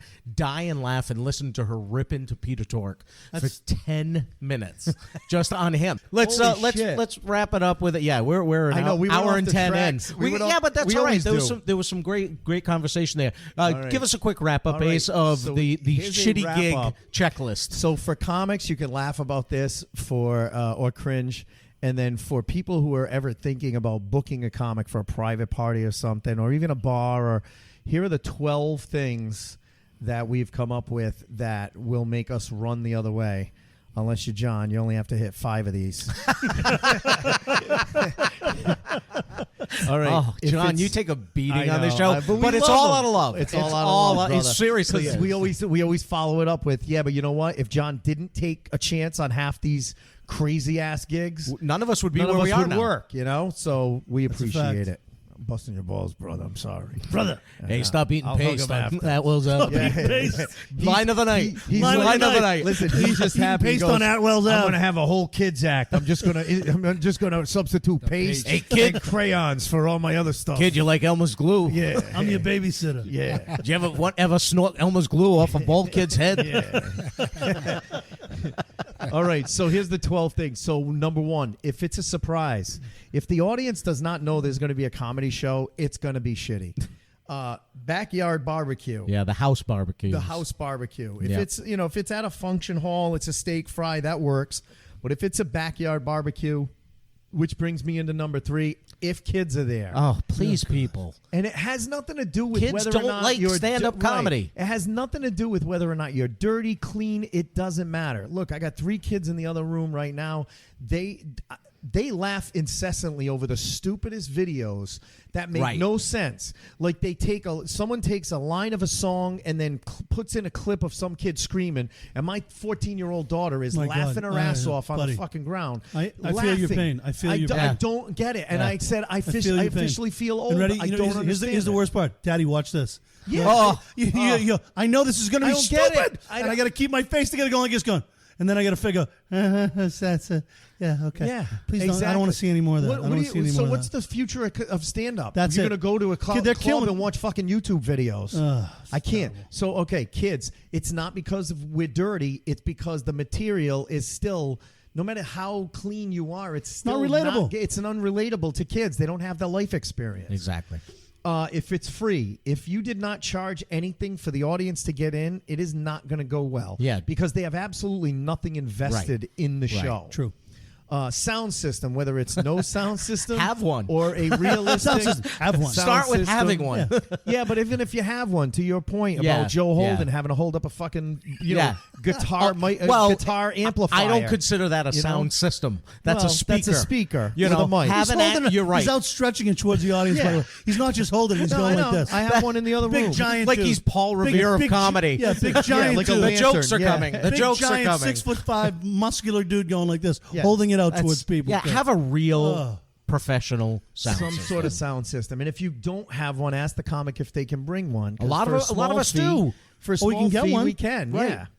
Yeah. No focal point. If there's not a spotlight or a stage or something that will bring the focus, or even a clearing in the floor area, for us to be able to do it. Like, we can't just do comedy. John can, because he does a lot of crowd work, but you can't just do comedy walking table to table. It's not like magic, unless you're you're doing John a lot Perotta, of yes. crowd work. When the owner double books the room and has to put a petition up and tells you to be quiet on the other side. Yeah. That's fun. That's happened. In fact, I remember one time I did a gig. I got hired for a bachelor party at the West Valley Inn. I'm doing my gig, and in my ear, I hear, "What do you do, brother? What's going on?" Fucking John and Eddie Galvin are in the next room doing a totally different bachelor party. It was in a different room. It was so funny. I walk over after my set. I see you and Eddie. I'm eight like, mother. yeah. I'm having 8. Yeah. So yeah, double book in the room, not good. No go subjects are given the second you walk in. Yes. Like you can't In do advance, this, that's you fine. can't do that, you can't do Exactly. this. In advance, that's fine. In advance, Absolutely. we can At the work time with it. you're booking it, Can't bring be it walking up. on stage going, don't do this. Right. And we've told this story on the podcast before, so I won't go too deep into it. Or don't say one thing and then flip out about it later. Right. Absolutely. That gig that Brad Pierce thought he was fired from Funny for Funds because it was for addiction and recovery people. So we were told up front, no addiction, no recovery, no alcohol, no drug jokes, no problem. I saw the text that Mike Murray sent to the lady. It said, adult show, ? She goes, yup, no problem. Okay. Brad Pierce starts doing some stuff that's a little risque, a little dirty. The lady absolutely flips out on me off stage going, get him off the stage. He's doing this. I'm like, well, you said it was an adult show. This is an adult show. We talk about dirty things if you say it's okay to be adult. So you can't tell us one thing and then Not fair. freak out about it after. Not fair. Absolutely. Weddings. If anyone ever in a wedding party thinks that it's a great idea to hire a comic for the wedding party or for the bride and groom because that's their favorite comic, unless their favorite comic is Bill Burr or Dane Cook or someone on that level, And you're paying and you're paying $100,000. ridiculous money, don't ever hire a comic for a wedding. And it just doesn't go well. It's fine It's for not a the right Jack and place. Jill or the right. those or type the of bachelor things. party, yeah, but not for the wedding itself. That's a Right. sacred thing, and it's not that we're not, when we're not trying to be funny or anything like that. It's just that the audience is not expecting it. It kind of runs into that whole surprise thing. Number 10, no introduction. The worst thing is when someone goes, "All right, go ahead, go up, Go now. go now." Well, go start now. it. There used to be a club that used to think it was good to make the host walk up on stage, do the opening announcements, and then start his material. Don't bring him up. And they said this is how you prove yourself. No, you're setting him up for failure. Yep. You're totally You're setting this messing with person You've up already for proven to failure. me you don't know shit about comedy. Right. That's what you've done. Right. And that's why that club So is you're probably right. no longer around, right? Well, Kind of. Yeah, no, yeah. actually, you're right. It isn't. But Or you're right. half-assed- Have someone introduce the comedy show to get everyone's focus that there's now a show. And even if it's one credit, that's a lie. Who gives a shit if they're lying and saying Just you were at a say Showtime something. special at a fucking family party? No big deal. I'm not going to get upset if someone gives me some fake credit at something like that. Give something. Don't just say, Dude, at a comedy hey, club, people say, what do guys you want me ready to say for the about you? I go, comedian? I don't care. Right. But at a place where no one's paying attention, Right. I tell these people I just saved some puppies and was on HBO. You can't You know say, what I mean? You can't say, hey, you guys ready for the comedian? Here's Mike.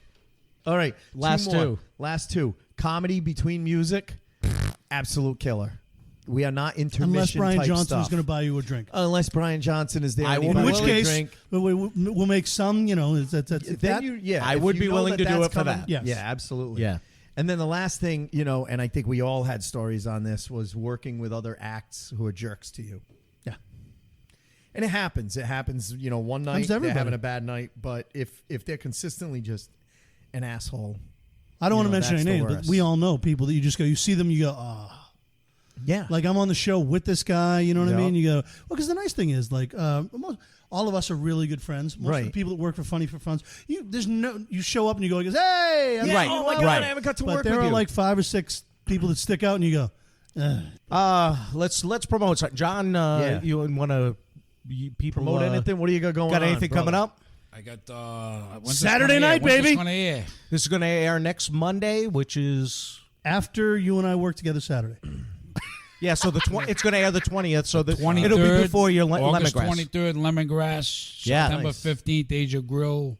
Nice. Whole bunch of stuff. Go on my website, comedyfactoryri.com, to see the different shows. Yeah, put that website in your favorites. John constantly has shows going on, and those two shows are some of the best shows you're gonna find in Rhode Island. Asia Grill's fantastic. Both of those venues are great places to see awesome. shows. The food's great, and John usually has a great lineup. And I know, like Lemongrass, you got Johnny Peasy. I got Mike Murray, Johnny Murray. Peasy, Crystal Dye. I got Stephanie Peters and Brian Glowacki in a great show. at Asia Grill. Oh, nice! Two good shows. Great show, yeah. Two good, really good shows. So good for you. So go to John's website. Put that in your favorites, Mike. MikeMcCarthyComedy.com and BostonBarbarianSports.com. And Patriot season's coming up. Patriot, So baby. time to start following Mike. Here's the weird thing is people getting all stoked, and I nice and easy until I'm going the first game. Yeah. But I mean, like, people are just like, I posted on Facebook, I go, if you put Patriots win with 6 exclamation points, you got a problem. Yeah. Okay? It's a For the preseason first game. Brady preseason wasn't game. in. Right. Like, really. Right. We're getting there now. You know what I mean? I have to because my wife's like, Yeah, she you goes, have to- she goes, you get from the you have to real build. first game until the end. I don't hear any shit about preseason. There'll be no face painting. I'm like, okay. Oh, you got it, baby. But game No one, recipes with our daughter in the exactly. kitchen. Game one, right? What do you make of Belichick not using Malcolm Butler? What do you Oh, They're still talking about that on talk and radio. you know, it's funny. They talked to him today, and you know what he said, right? What? Nothing. Nothing, of You- course. You're Not- never going to get anything out of him. We're not going back. We're We're not looking going forward. backwards. We're Yep. focused on the first game That's against it. Houston. Yep. What do you think? What do you think you're going to ask him? He's going to go like this. In retrospect, I'm glad you it was asked probably that. a bad idea. Suddenly this That's year on he's me. going to say something. That's on me. I probably, Yeah, right. I was a little No. bit bitter or whatever. He's like, what are you saying, dude? That's like asking that shovel over there how to cook corned beef. That shovel's going. What do you think you're going to get out of that? Belichick's like, what do I think? I think it was a bad idea. And anybody thinks that by now they're going to get him to change is insane. They have to ask. They do. Oh, I understand. They do, yeah. but I mean, they seem legit It's surprised. futile. Like today, It's they absolutely futile. go. Well, we asked the question, and they're all scared to ask the question. Of course they are. Because he gives them the death stare. Of Yeah. course. And That's I a will say ridiculous this. You want question. my opinion? I think he's become a little too comfortable. Yeah. And I think he may have done that vendetta-wise to go, I can win Without him. Yep, because we have a And- team. It's a and team. also the way he treats Tom. You know what I mean? That was a bad idea. Yeah. And he knows it was a bad idea. And I think Tom's getting a little wonky too. Yeah. Tom's kind of like, which who wouldn't? Who wouldn't? 5 Super Yeah. Bowl rings and you're still being treated like a rookie. Right. Yeah. I understand that. But we're getting to the point. Don Zolo has a great line. He goes, it's like being in a custody battle between you, like you're watching your mother and your father go at each other. They're not real mean, but you're in the middle going, can we just go back to where you guys got along and everything Right. was cool and whatever? And because eventually we're going to drop off the cliff. Yeah. Hopefully it's not this year. Yeah. And I don't think we're not going to drop off the cliff this year, but there's not that same commitment. No. And Amendola leaving was huge. Yeah. I agree. You know what I Yeah. mean? Like before that wouldn't have happened. I Right. tell you, Yeah. Tennessee is going to look pretty good this year. I think It's going to be an interesting year. That's going to be an. But every year, the thing is, the people, because I approach every year with absolute optimism. We will Right. destroy everybody, and that's it. This is the first year I'm kind of going, I don't know. We'll have I don't to know. see. Well, Right. Edelman got suspended for violating Yep. the league rules about being a Patriot, right? That's it. He was a Patriot with talent, so he's got 4 games off. What is it? That's a new policy in They the couldn't NFL. even tell you what drug he did. No, there was a violation in the chain of command. yeah, right? yeah. Jameis Winston reached across and grabbed some lady's crotch. Right, with his little crab fingers, he got 3 games. Yeah, Edelman 4. Okay. 4. Okay. Well, look, you got guys knocking their wives out in elevators that didn't get treated as bad. It's insane. You know, it's just. Scott. I don't. Let's well, not, that's let's another not, podcast. let's not, please. That's another podcast. That's another Welcome podcast. to the second hour of Sports Talk. Yeah, we'll I started it. yeah. You didn't start it, brother. Yeah. You did. You So- did. All right, you back- did. You did. You go. What do you think about leaving? So Google. John's barely said anything all interview. That's all he said. All he does That's is all he had winds to up say. McCarthy. lit a I fuse. did it on purpose, Did I too. get? Oh, did I ever tell you this is great? During This is going to be a Deflategate, two-parter, isn't it? during Deflategate, I think I may have told you guys this. Right, I'm sitting up in Maine at a campsite with my wife, my kids, and I'm in a hammock. Everything's going great. I was like 5 beers in. I'm listening to Bob Marley. My brother's friend Pat, big giant, fucking like 6'5". He's sitting across maybe the next campsite with 6 guys. And they look over. He looks over at me and he goes, "Hey!" And I'm in this hammock and I wave over. And I see him say something to his friends, and they laugh. And he comes walking over.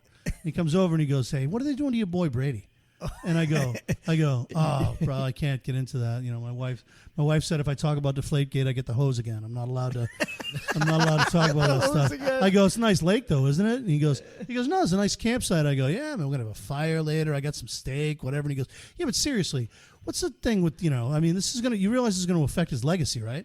And I go, yeah, well, I mean, it's what can you do, dude? And he goes, yeah, but years from now, people are gonna keep bringing up Deflategate. And I go, you know what, they are, and that's the problem.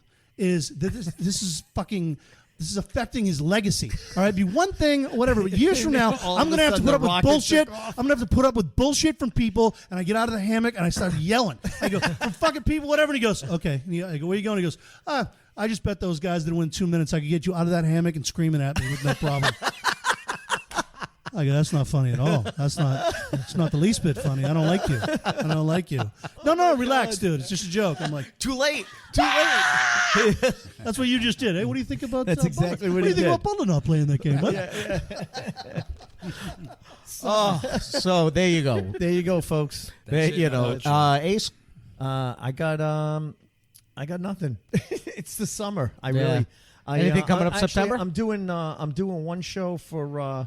I'm doing a show for Frank O'Donnell down at Roy Carpenter's Beach. That's a great show. Next Friday. It's awesome. Yeah, it is a great show. I was there back in 2010. I had to look back, and he ended up having someone drop out on the feature spot. I was going to be down in that area for Friday night anyway, nice so I said, room. You know what? Yeah, I know. It's outside. Ace is not allowed in, though. Yeah, yeah, right. He's already been told he can't go in No, there. it's he gets. I think they make him a special drink there too. They get some every kind of time lemonade. they make some sort some of kind special lemonade, concoction yeah. every year. Yeah. Oh, very and the cool. green room is behind the stage, outside. It's in a fire barn. It's where they That's used to. great gig. It's where they used to house the old fire truck for Roy Carpenter's Beach. That's cool. And it's this big barn. They fit about 80 people in there. They set Packed. up Great seats. crowd, They yeah. pack it. It's a great crowd. They all come with their own coolers, you know. Yeah.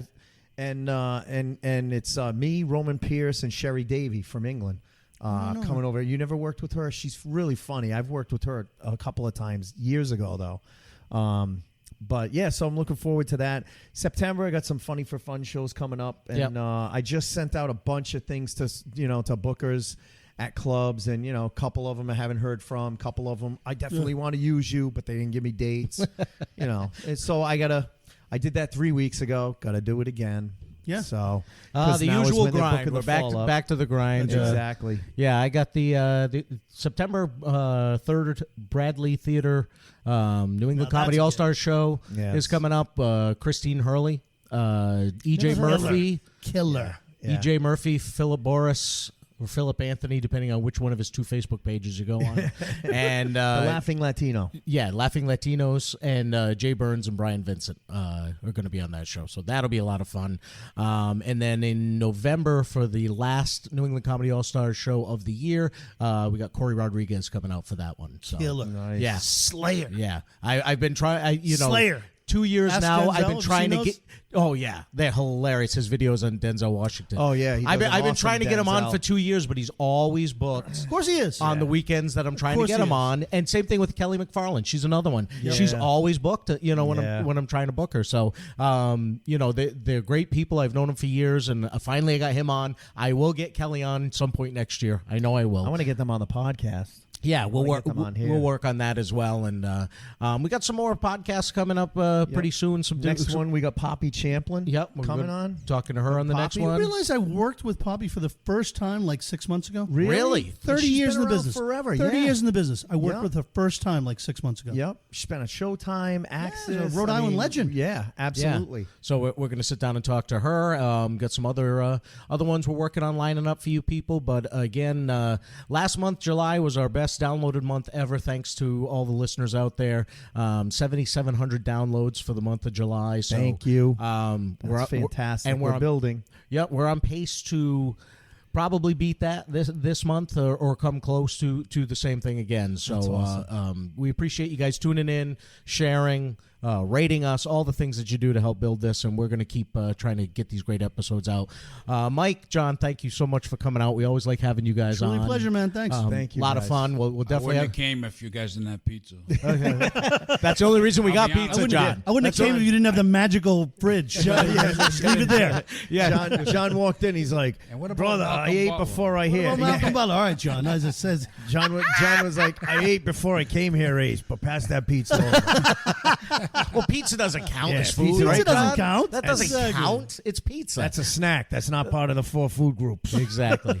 So, again, thank you, everybody. Thanks for tuning in, and we will talk to you next week.